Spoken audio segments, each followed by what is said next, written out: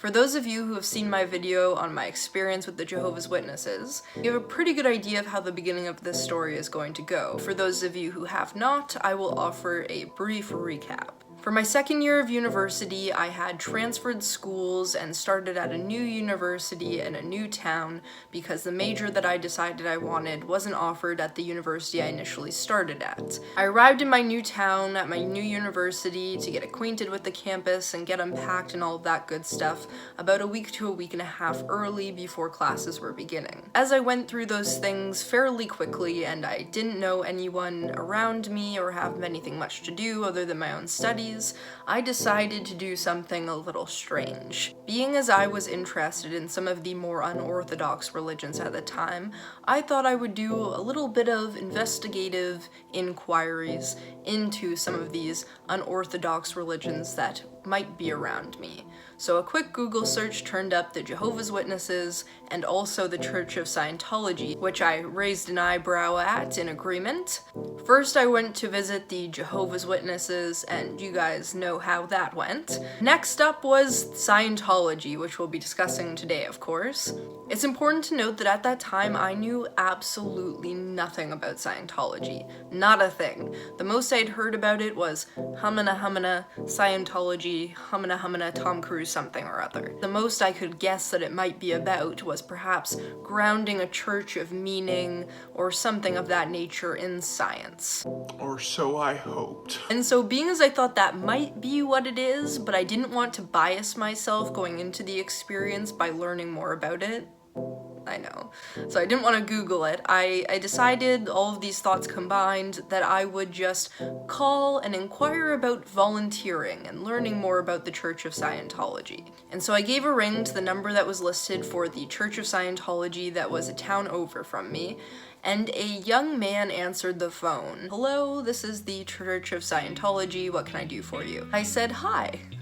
I'm just wondering about volunteering possibly and learning more and getting more involved with the Church of Scientology." Immediately, it was kind of weird because he sounded really nervous. He didn't sound that nervous when he answered the phone, but he sounded like a voice change once I had said what I said. I figured, well, maybe he's young, so he probably just doesn't know how to go about that. But basically he just said, "Oh, okay. Well, you're welcome to come down to the church and meet someone and talk to them here." So I drive to the next town over where the church is located, pull in a very interesting building, and I go in and it's very nice, very well kept. There's lots of pictures on the walls.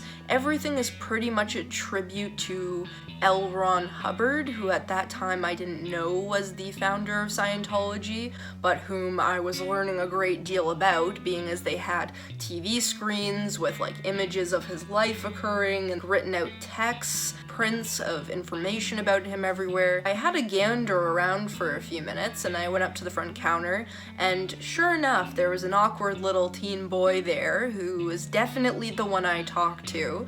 And I just said, "Hey, I think I talked to you on the phone. I'm interested in Scientology. I'm interested in community involvement and volunteering and so on.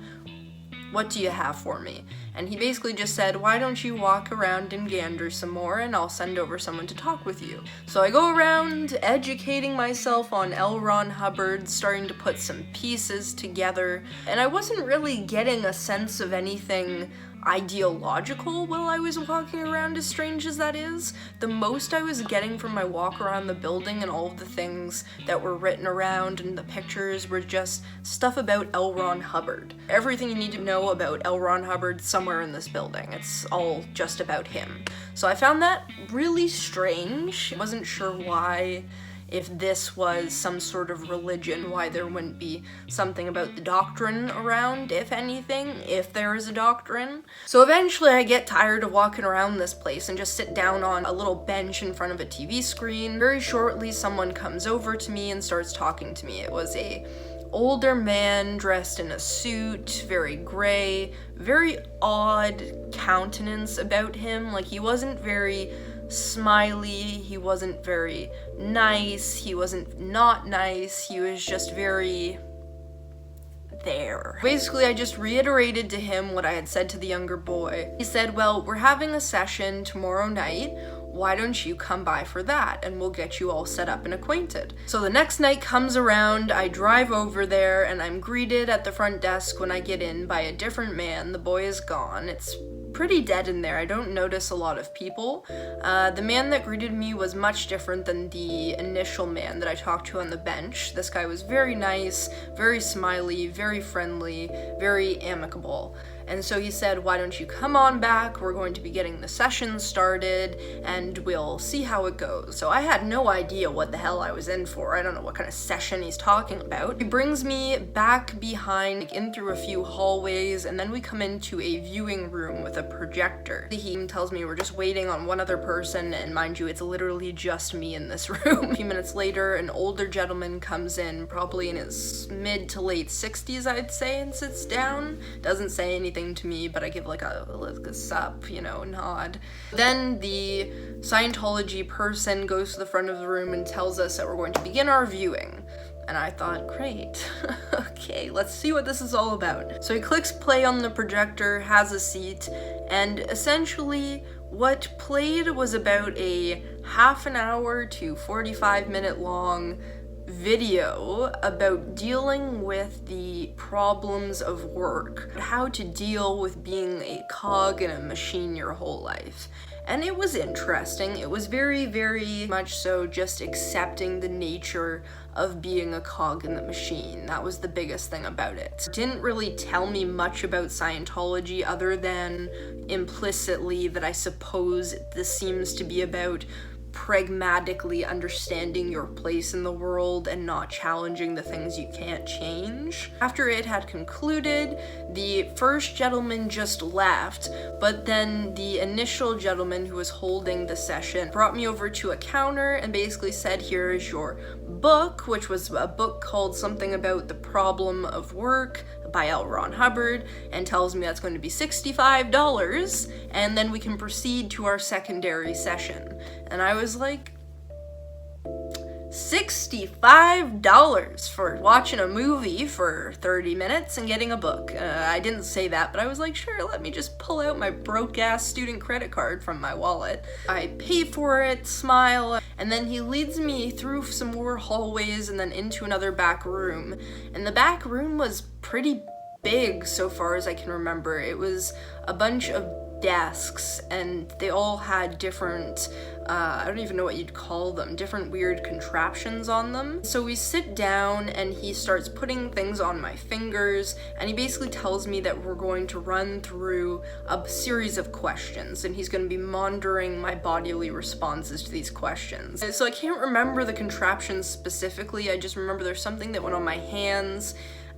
God, it's very vague to me because at that time in that situation, I was just so uncertain of what was actually happening that I was very high anxiety. I was just more or less going with the flow of what was happening. He started asking me a bunch of questions about my intentions and what I was looking for, and then the questions started to turn to things about my family, and the one thing that stuck out to me was he had asked me a question about my mom, about my relationship with my mom, and I guess the way that I answered set off something in his little mechanisms, and he asked me the question again, and I reiterated the same answer, and then he basically asked me, Are you sure about that?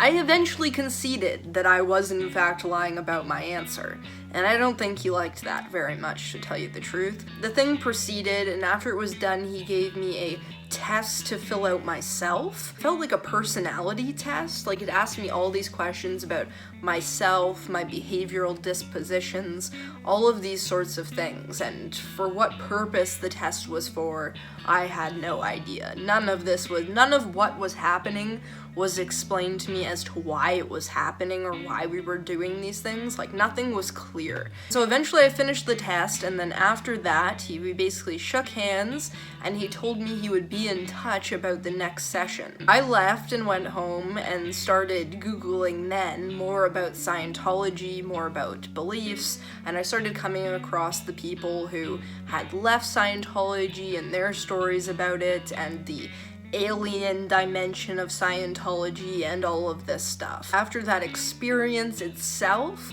and after all of my reading online, more or less came to conclude that it is a money scam. I mean, I learned nothing really of value, but nonetheless was charged $65 to basically watch a movie, read a book by someone I'd never heard before, and take some tests. And there was no purpose to any of it explained to me. They never confirmed or denied whether I could volunteer with them. It was more like a screening almost to see if I would be able to do that with them. A couple days later, the guy did call back, and he was really nice, and he basically just said like, "Hey Alyssa, great time with you the other night, we're having another session, do you want to come by?" And I'd asked how much the next session was going to cost, and sure enough, that one was like $70, something around that area. And I basically just said, you know, I appreciate your time, but this isn't for me. It just seemed like a scam, which was very unfortunate because what I had initially kind of thought it might be when I hadn't done any research about it seemed like something that could be authentically good for people in the world, you know what I mean? To have a replacement for the religious church with something more pragmatic, but which can still bring people together in goodness, in a, you know, joint human cause, create community. I mean, when I had all those thoughts about it, I'll tell you the truth, I was kind of excited. I thought maybe I might actually want to volunteer, you know, maybe this will be a good thing, maybe I'll meet some people. Like, I actually had some hopes for it, and so I was pretty disappointed when I discovered what it actually was. It was a bit of a letdown, to say the least. At least I can confirm for you that Scientology is in fact a scam. If you're interested in learning more about Scientology or exploring it further, not too long ago, Leah Remini from the King of Queens was on Joe Rogan talking about her experience with Scientology. Mind blown. I had no idea she was in Scientology or even the depths of some of the things she discussed. It was wild, So if you're interested in that video, definitely check it out. And I will talk to you guys soon.